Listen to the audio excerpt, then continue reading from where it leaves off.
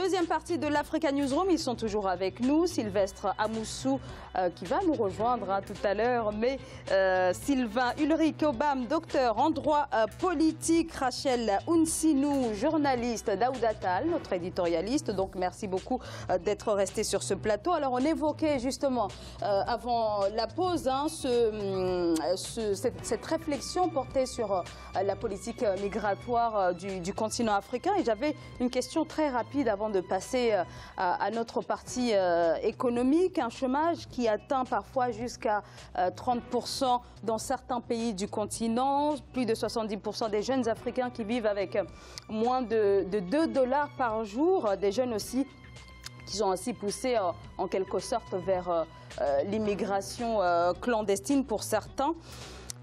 Une réflexion sur les difficultés rencontrées en matière de gestion de l'immigration, très bien, mais qu'en est-il des racines même de cette immigration clandestine? Sylvain Ulrich. Je pense qu'on y passerait la nuit sur cette question, justement, des fondements de la problématique de migration. On peut pêle-mêle, sans faire un inventaire à l'après-vert, parler par exemple de la redistribution des produits, des matières premières revendues dans certains pays qui en ont, ou justement un manque justement de politique globale justement d'endiguement du chômage pour les jeunes, un manque de politique sur le plan de l'éducation, parce que l'éducation est la condition sine qua non d'un développement social pour chacun. Donc globalement, un manque de perspective pour ces peuples-là, dans leur pays d'origine, qui les oblige à voir un Eldorado dans un univers ailleurs. Et je pense qu'ils ne sont pas à blâmer. Parce que le but de tout un chacun sur Terre, c'est de vivre heureux. S'ils n'y trouvent plus le bonheur dans leur pays d'origine, je pense que nous sommes dans un monde globalisé. Sauf qu'effectivement, ils se mettent en danger parce qu'ils sont clandestins. C'est aussi à nos chefs d'État, justement, d'agir dans ce sens-là. Et ils commencent déjà à le faire avec cet agenda. Alors justement, Rachel Unsinou, qu'en est-il de cette recherche de la racine, ou en tout cas pour les dirigeants du continent, de prendre leurs responsabilités par rapport à cette question? C'est exactement comme ce que Sylvain disait à l'instant. Aujourd'hui, c'est très bien que les États africains se décident à organiser de tels événements pour discuter, prendre des décisions sur la migration en Afrique, mais il faut qu'ils se posent les véritables questions de la décision de ces personnes-là de quitter le territoire, leur territoire de naissance, leur lieu de vie. Je prends l'exemple par exemple du Bénin, mon pays d'origine. Il y a beaucoup de jeunes béninois qui sont prêts à tout pour partir, simplement parce qu'ils n'ont pas accès à une éducation de bonne qualité. Dans plusieurs pays d'Afrique, la formation scolaire s'arrête à la terminale, après le bac. Dès que les étudiants obtiennent leur bac, leur seul objectif, c'est de partir parce que leur pays ne leur donne pas assez de ressources pour pouvoir rester, se former, avoir un revenu régulier tous les mois, subvenir à leurs besoins. Donc c'est surtout ça la vraie problématique. Daouda.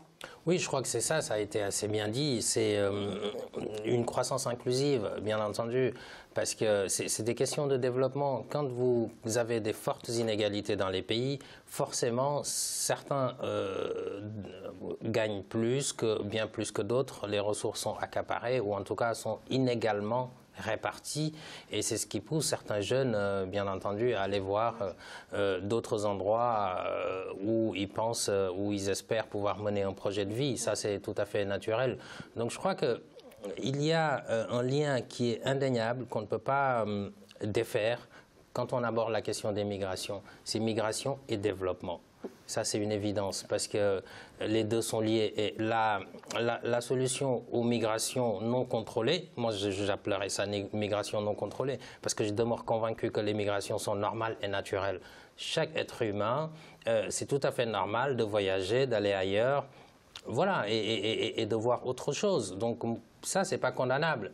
Maintenant, c'est les conséquences de ces migrations non contrôlées qui sont condamnables, qui sont déplorables. C'est-à-dire quand on voit des pirogues qui chavirent en mer, quand on voit des gens qui sont obligés de quitter leur lieu de résidence parce qu'ils n'arrivent plus à vivre, à cultiver comme ils le faisaient avant à cause, par exemple, des changements climatiques. Les réfugiés climatiques, tout ça, ça fait partie des migrations. Les guerres, ça fait partie aussi de ce qui fait déplacer les populations. Donc je crois que les solutions seront liées aux causes, tout simplement. Pour trouver des solutions, il faut s'attaquer à la racine, aux causes. C'est ce que je viens d'énumérer très rapidement en quelques exemples.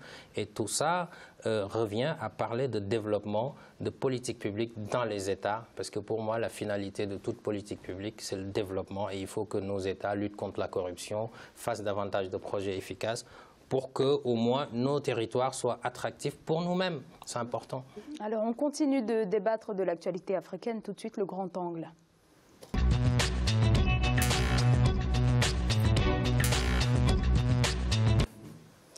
Le sommet de la CEMAC ouvert ce mardi à N'Djamena. Ce sommet extraordinaire des chefs d'État est largement consacré à la question de la libre circulation des biens et des personnes au sein de la zone. Il s'agit de faire le point sur l'effectivité de cette mesure, une décision communautaire du 25 juin 2013. On écoute le président tchadien Idriss Déby Itno, président en exercice de la CEMAC. Je crois fortement à l'idéal communautaire, tant ils ont un destin lié. Ils attendent légitimement des actes forts qui renforcent cette conviction. Oui, des actes forts, audacieux et pragmatiques sont absolument nécessaires pour marquer non seulement les esprits, mais démontrer de manière concrète que l'intégration sous-régionale, qui est la matrice de la CEMAC, est une réalité. Sylvain Uric-Obam, cette suppression des visas qui s'opère dans les pays d'Afrique centrale, c'est un bon point pour l'intégration sous-régionale? Oui, je dirais que c'est un serpent de mer aujourd'hui qui finalement arrive à se mordre la queue parce que il était temps. Il était temps parce que, rappelons-le, la CEMAC qui a été créée dans sa forme actuelle en 1994 a quand même été créée en 1959 sous une autre appellation, l'UDE, et qui est devenue l'UDEAC en 1964, et avec un objectif bien précis de créer un espace intégré avec pour ambition la libre circulation des biens, des personnes, des services et des capitaux. On a vu que cet objectif s'éloignait de plus en plus. Mais sauf que là, je pense qu'avec le dernier sommet de Libreville qui a eu lieu du 14 au 16 juin 2013, la décision avait été prise justement de supprimer les visas ou d'exempter les visas des ressortissants de la CEMAC au 1er janvier 2014. Nous sommes en 2017, donc 3 ans après. On sait qu'il y a eu des réticences, il y a eu de certains chefs d'État, notamment le président de la Guinée équatoriale, le président de la République gabonaise. Mais je pense que nous y arrivons. Toutefois, la libre circulation nécessite qu'il y ait des mesures sérieuses en termes de sécurité. C'est bien de libérer la circulation des biens et des capitaux, c'est intéressant, ça va créer un marché commun plus étendu. Parce que, rappelons-le, après je passerai la parole, lorsque des investissements colossaux doivent être introduits dans un marché, l'investisseur, il se pose d'abord la question de l'acheteur. Le Gabon, 1 800 000 habitants, la Guinée équatoriale, 700 000 environ. C'est un marché assez restreint qui ne puisse pas permettre à ce qu'il y ait une attractivité des territoires de ces deux pays. Donc d'où l'intérêt aussi économique d'ouvrir et d'agrandir le marché. Alors, Rachel Ounsinou, Sylvain vient de l'évoquer, cette mesure, quand elle a été annoncée, elle a rencontré la réticence du Gabon, de la Guinée équatoriale. Mais finalement, voilà, on voit qu'elle commence à être plus ou moins effective. Est-ce que cela veut dire pour autant qu'elle rencontre l'unanimité au sein de la CEMAC? Je ne pense pas. Il y a d'autres pays, d'autres régions africaines d'Afrique qui ont décidé de mettre en place ce genre de mesures, notamment le Bénin, avec l'ouverture, la suppression des visas pour les pays membres de la CEDEAO au Bénin. Dans l'ensemble, la population béninoise était plutôt ravie de cette nouvelle. Je ne sais pas si de manière générale, sur l'étendue de la CEMAC, les populations voient ça d'un bon angle. Mais comme le disait notre ami tout à l'heure, au niveau des questions de sécurité, c'est là que tout se joue. C'est là que tout se joue. Donc on voit depuis quelques mois que le processus s'accélère quelque peu. C'est la chute des prix des matières premières, du pétrole qui a tout chamboulé, qui a fait que les États se sont finalement ravisés. Je pense donc encore une fois au Gabon et à la Guinée équatoriale. Non, je crois pas. Je crois pas parce que ça a été rappelé tout à l'heure. Bon, c'est un long processus et puis ça a été décidé un peu avant. Il y avait quelques réticences, la Guinée équatoriale, le Gabon. Mais on voit quand même que depuis ces derniers mois que c'est. Oui, voilà. C'est vrai. Vous avez raison. Mais je crois que au contraire, ça aurait pu. Bon, ça c'est un avis personnel. La chute du cours du baril aurait pu même être inciter à fermer plutôt les frontières, puisque l'État a moins de recettes. Étant donné que l'État a moins de recettes, l'État peut investir moins, etc. Donc je crois que ces pays de la CEMAC, pour la plupart, sont frappés de plein fouet par cette chute du cours du baril. Ils auraient pu avoir tendance à s'enfermer en limitant les dépenses publiques. Ils ont pu peut-être soudainement voir d'un bon œil que l'intégration régionale pourrait parvenir à amortir un petit peu les effets. Mais ce sera à long terme, ça ne peut pas être à court terme. Donc c'est pour ça que je pensais que ce n'était pas ça la raison directe. Par contre, de manière indirecte, on peut y voir cette raison là-dessus. C'est-à-dire qu'à long terme, il faut naturellement diversifier les économies de la CEMAC. Parce que la plupart de la quasi-totalité des pays est exportateur de pétrole, 5 pays. Donc, quelque part, je pense que la diversification nécessite un marché commun. C'est ce que Sylvain disait, nécessite un marché tout court. Et je crois que quand vous fabriquez des produits, quand vous développez l'industrialisation au Gabon ou au Cameroun, par exemple, et qu'il y a une industrie de transformation qui se met en place, pour moi, c'est la première condition de la diversification. Il vous faut vendre, et vendre autour, dans les autres pays, trouver un marché dans les autres pays. Et le marché de la CEMAC représente, grosso modo, 44 millions d'habitants. Donc, c'est quand même pas négligeable. Et je crois qu'à ce niveau-là, à long terme, cette diversification, la libre circulation des biens et des personnes favorise des projets communs, la levée des barrières tarifaires aussi, et tout ce qui est tracasserie aux frontières, etc. Si c'est bien mis en œuvre, je pense que c'est intéressant dans ce sens, c'est-à-dire une mutualisation des moyens pour avancer économiquement. Mais la mise en œuvre, c'est tout là que ça va se jouer. Est-ce que ça va être très fluide au niveau de la circulation des biens et des personnes? Mais c'est déjà une excellente chose qu'il faut saluer, je pense. Sylvain Elorec. Oui, moi je pense que, pour rebondir là-dessus, effectivement, ça pourrait avoir une incidence, la décroissance des prix de baril de pétrole. Mais de manière un peu plus fondamentale, on pourrait dire, est-ce que c'est la disparition des 3 mythes? Les 3 mythes qui ont aujourd'hui soutenu le refus de 2 États, l'Afrique centrale, le Gabon et la Guinée équatoriale, à ouvrir les frontières. Donc le mythe de l'invasion démographique, le mythe justement de la spoliation économique et le mythe de la perversion sociale et de la délinquance des étrangers. Parce qu'il faut le rappeler, ça a vraiment été les mesures, en fait, la pensée qui a conduit aux restrictions ou aux exclusions des autres peuples du territoire africain. Bien entendu, ça peut s'entendre. Est-ce que c'est un mythe? Quel est le ressenti des populations? C'est très important.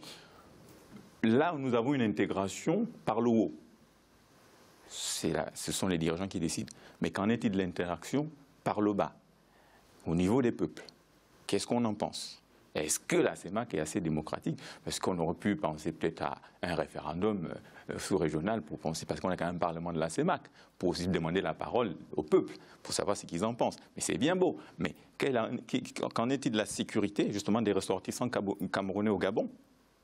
Qu'en est-il de la sécurité des ressortissants gabonais en Guinée équatoriale, etc.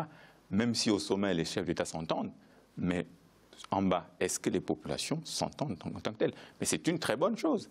Nous espérons juste que ce sommet ne sera pas une rencontre de plus pour inaugurer les chrysanthèmes, comme disait l'autre, et que véritablement les vrais sujets, justement, de la mise en œuvre de cette libre circulation sont abordés.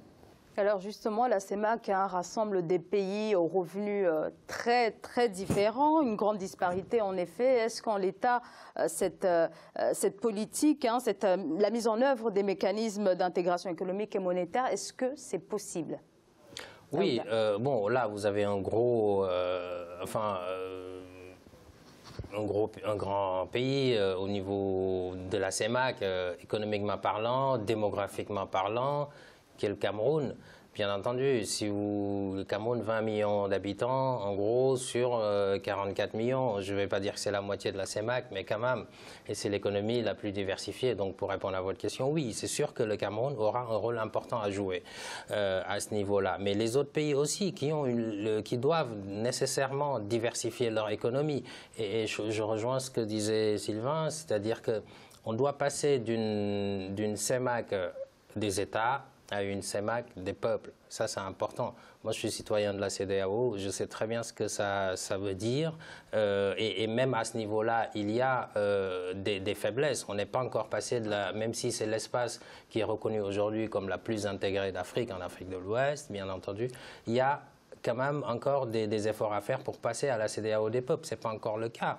D'accord, et donc je crois que l'enjeu il est important. Il faut associer les populations parce que c'est les populations qui vont jouer le jeu après, à partir du moment où ils y voient leur intérêt. Mais je terminerai aussi sur un élément, c'est qu'on ne peut pas vouloir l'Union africaine avec le passeport de l'Union africaine qui a été lancé dans le dernier sommet et ne pas garantir la libre circulation des biens et des personnes à l'espace régional. Parce que pour moi, l'intégration africaine, l'Union africaine ne sera possible que si on a des espaces régionaux déjà bien intégrés où les personnes circulent librement. Il faut être logique à un moment donné. Donc je pense que ça fait partie aussi de ce qui motive la CEMAC.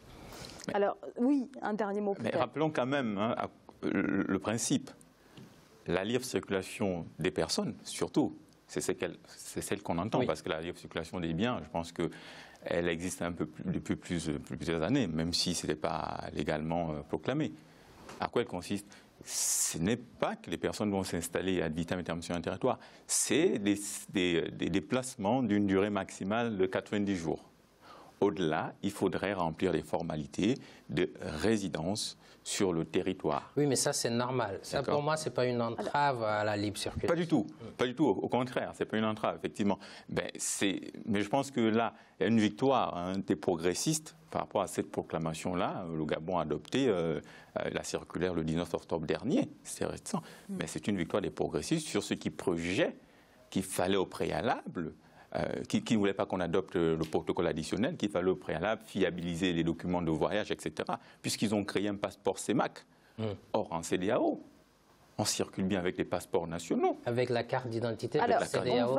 On va marquer une courte pause. Je vous remercie beaucoup, Sylvain Ulrich Obam, d'avoir été avec nous ce soir. Je crois que vous allez partir pour laisser la place à Sylvestre Amoussou dans la dernière partie où l'on va parler de son dernier film, L'orage africain. Merci beaucoup d'avoir été avec nous ce soir. C'est moi qui vous remercie, chère madame. C'est toujours un plaisir d'être sur le plateau d'Africa 24. Donc, à bientôt. Oui, alors on va marquer une courte pause et on se retrouve dans quelques instants pour la troisième partie de l'Africa Newsroom.